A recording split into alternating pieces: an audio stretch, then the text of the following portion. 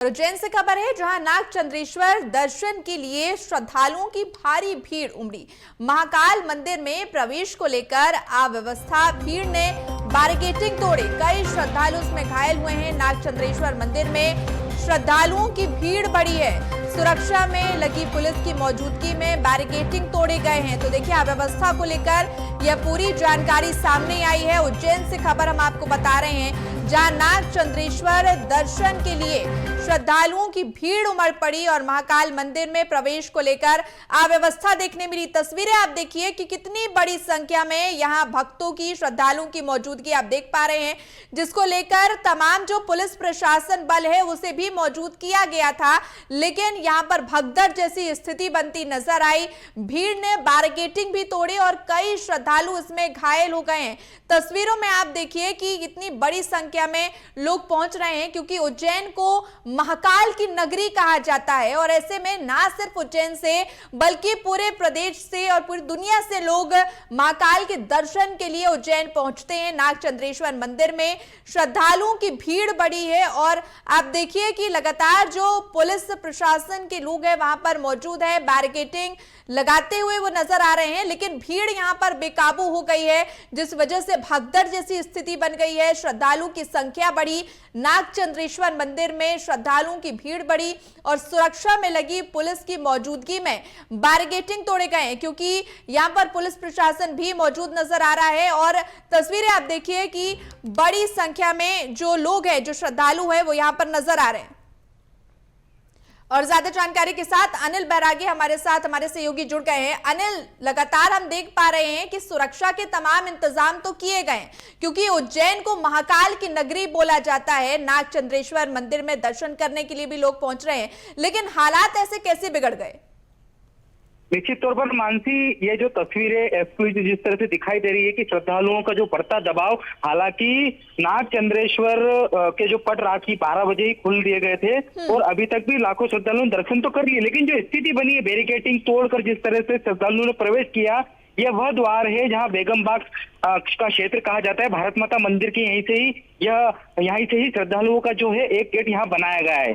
तमाम जितने भी यहाँ पर माकूल इंतजाम सुरक्षा को लेकर पुलिसकर्मी जिस तरह से स्क्रीन पर दिख रहे हैं कि रोकने की कोशिश कर रहे, बावजूद इसके श्रद्धालु अपने दबाव लगाते हुए और बैरिकेड तोड़ते हुए अंदर प्रवेश करते हैं। इस कारण कई महिलाएं और कई श्रद्धालु जो है वो भी गिर जाते हैं और घायल भी हो जाते हैं। लेकिन इतनी मॉनिटरिंग इतने दिनों तक पुलिस प्रशासन, महाकाल प्रशासन सबने मिलकर जो इतने दिनों से जो मॉकड्रिल कर रहे हैं, तमाम चीजें, उसके बावजूद भी ऐसी तस्वीर निकल के आना वाकई बहुत ही हैरत की बात है, क्योंकि श्रद्धालु घायल भी हुए हैं, साफ तस्वीरों में नजर आ रहा है। हालांकि अभी स्थिति जो है वो अभी जो नियंत्रण में है, लेकिन इतना दबाव बढ़ने के कारण यथासंभव यहाँ पर देखा जा सकता है कि किस तरह से ऐसी स्थिति निर्मित हुई है।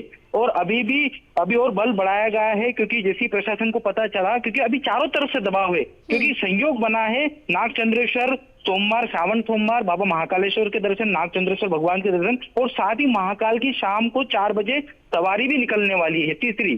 तो इन तीनों का जो संयोग मिला, इस कारण ही ये भीड़ का अत्यधिक दबाव पड़ा और यहाँ ये तस्वीरें जो है निर्मित हुई। जी बिल्कुल बिल्कुल अनिल, देखिए ना सिर्फ उज्जैन से बल्कि देश भर से श्रद्धालु उज्जैन पहुंचते हैं महाकाल के दर्शन के लिए, और जो जानकारी सामने आई है वो भी यही है कि 5 लाख श्रद्धालु ने नागचंद्रेश्वर पहुंच के भगवान के दर्शन किए हैं। और तस्वीरों में भी हम देख पा रहे हैं कि पुलिस बल इस भीड़ को नियंत्रण करने में तो लगा हुआ है, लेकिन भीड़ बेकाबू होती नजर आ रही है। क्या ये जानकारी सामने निकल कर आई है कि कितने लोग इसमें घायल हुए हैं?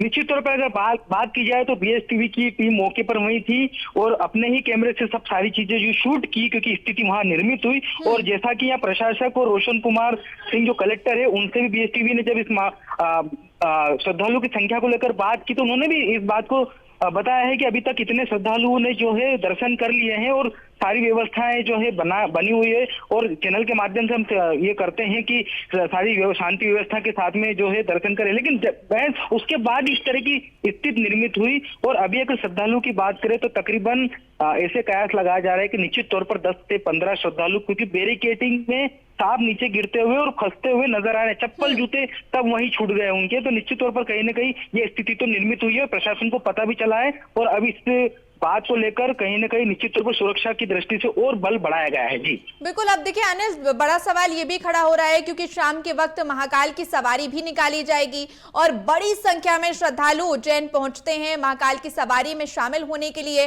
अब ऐसी स्थिति निर्मित ना हो, इसको लेकर क्या कुछ इंतजाम किए जा रहे हैं?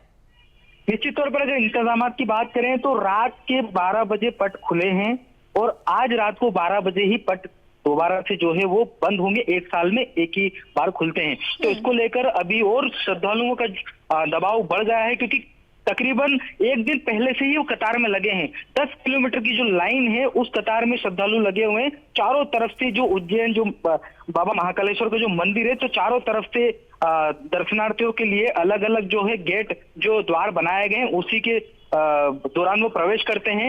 हालांकि अब ये देखने वाली बात होगी निश्चित तौर पर कि अब श्रद्धालुओं का लगातार दबाव जो है बढ़ता जा रहा है क्योंकि देश नहीं विदेश से भी कुछ श्रद्धालु आते हैं क्योंकि साल भर में केवल एक ही बार नागचंद्रेश्वर का पट खुलता है और जो महाकालेश्वर के सीधे जो शिखर पर जो वहां स्थित है। तो कहीं ना कहीं अब प्रशासन की भी जो यहाँ कहें कि सांसें फूल गई है क्योंकि इतने सारा बल लगाने के बावजूद भी उज्जैन नहीं आसपास के बिल्कुल तमाम अनिल, जिलों ठीक से बात भी कही आपने क्योंकि देखिए ये एक दिन की तैयारियां नहीं है, बहुत लंबे वक्त से तैयारियां की जाती हैं क्योंकि अनुमान पहले से ही लगा लिया जाता है कि बड़ी संख्या में जो श्रद्धालु है वो महाकाल की नगरी पहुंचेंगे, दर्शन करेंगे। अब देखिए प्रशासन के सामने बड़ी चुनौती है कि इस भीड़ को काबू कैसे किया जाए और आने वाले समय में ऐसे हालात ना बने, उसको लेकर क्या कदम उठाया जाए। फिलहाल तमाम जानकारी के लिए अनिल बहुत शुक्रिया आपका।